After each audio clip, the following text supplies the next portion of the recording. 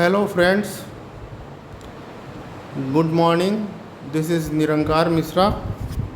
I teach in the Department of English, Acharya Narendra Dev, Kisan Postgraduate College.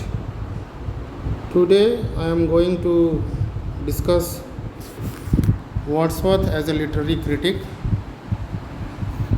Let us begin our discussion. You can see on the screen in the long and impressive array of poets endowed with critical powers which extends from Dante to T.S. Eliot, Wordsworth has a respectable position.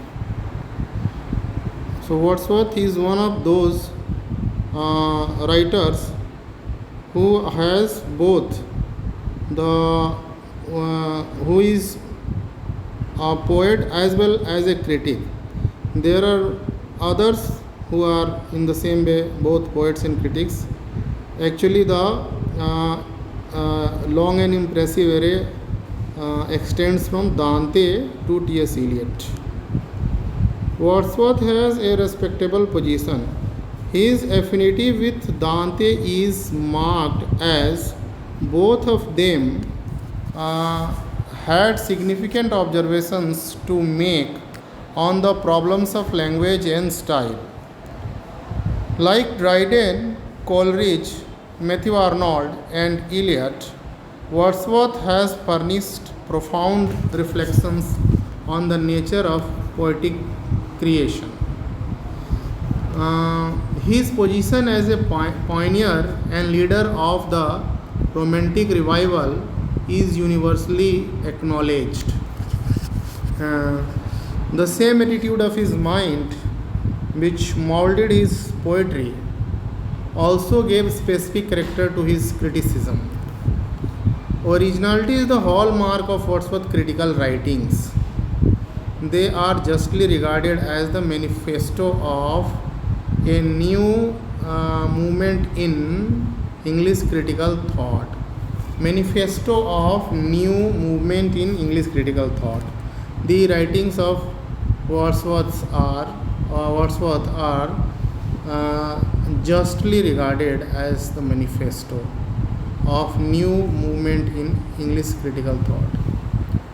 They heralded a radical change from worn out conventions of the 18th century. From Dryden to Dr. Johnson, it was usual to regard poetry as a mode of imitation and a product of wit and invention.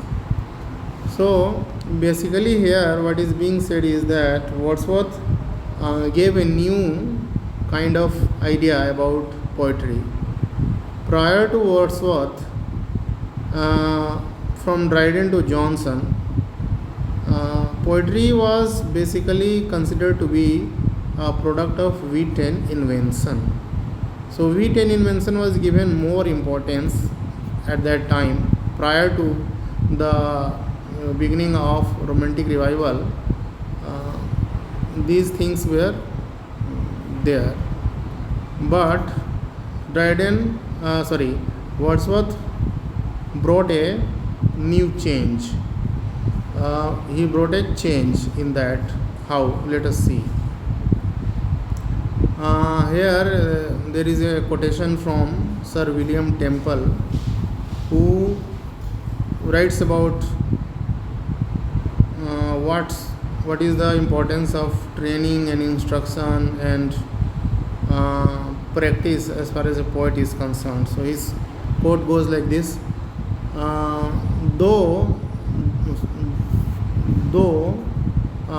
invention be the mother of poetry, yet this child, like all others, is born naked and must be nourished with care, clothed with exactness and elegance, educated with industry, instructed with art, improved by application, corrected with severity, and accomplished with labor and with time, before it arrives at any great perfection or growth. So this is basically Sir William Temple telling us that Even though there is inborn talent involved, as far as poetry writing is concerned, yet there is need to take care of different things, to practice, to train, to cultivate, to educate, to work hard in order to achieve perfection of growth. This is what Sir William Temple is saying. So he is basically supporting the neoclassical thinking about poetry writing. This is the quote is all about it. So let us proceed further. Wordsworth gave new turn to discussions on the nature of poetry by connecting it with feeling and making it dependent upon imagination.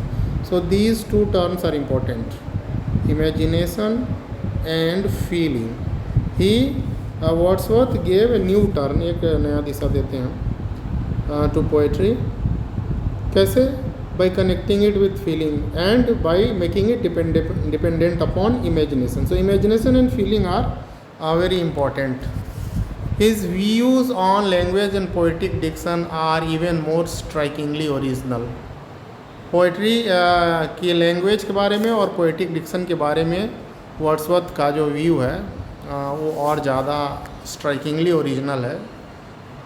They are so original indeed that they gave rise to much criticism when they were first propounded.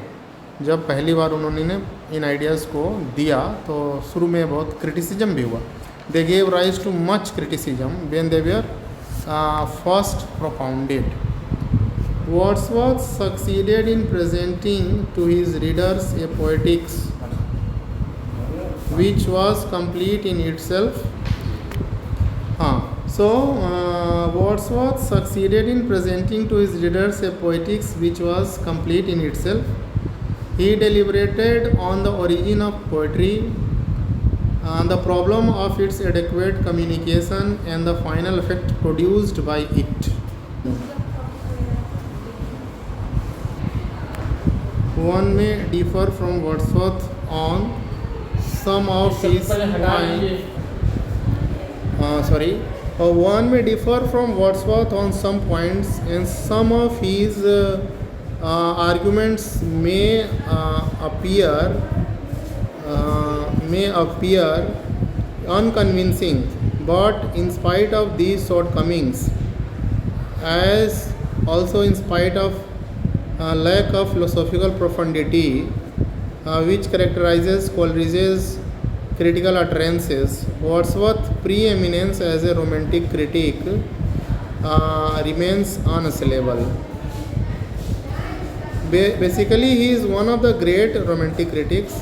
In spite of certain shortcomings, in spite of lack of philosophical profundity which we find in abundance in his friend and collaborator and critic S.T. Coleridge, Wordsworth's preeminence as a romantic critic remains unassailable. अनअसेलेबल है, मतलब इसमें कोई doubt नहीं है कि वो एक महान क्रिटिक हैं. He combined creations and criticism, and everywhere in his works the temper of his age is clearly revealed. The temper of his age means romantic age का जो टेम्पर है वो साफ साफ दिखता है, झलकता है उनके क्रिटिसिज्म में और उनके क्रिएटिव राइटिंग्स में भी. Besides his historical importance,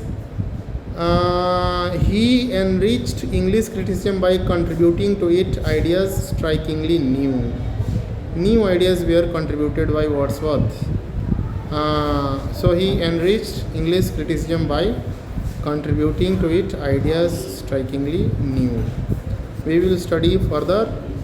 We will continue in the next video where we will discuss the ideas of Wordsworth in detail, like the characteristics of poet, the language of poetry, the importance of meter, his proposition that there should not be any difference between the language of common man and the language of poetry, and his proposition that there is no essential difference between the language of prose and that of metrical composition. So we will discuss all these ideas in detail in the next videos. Thank you very much.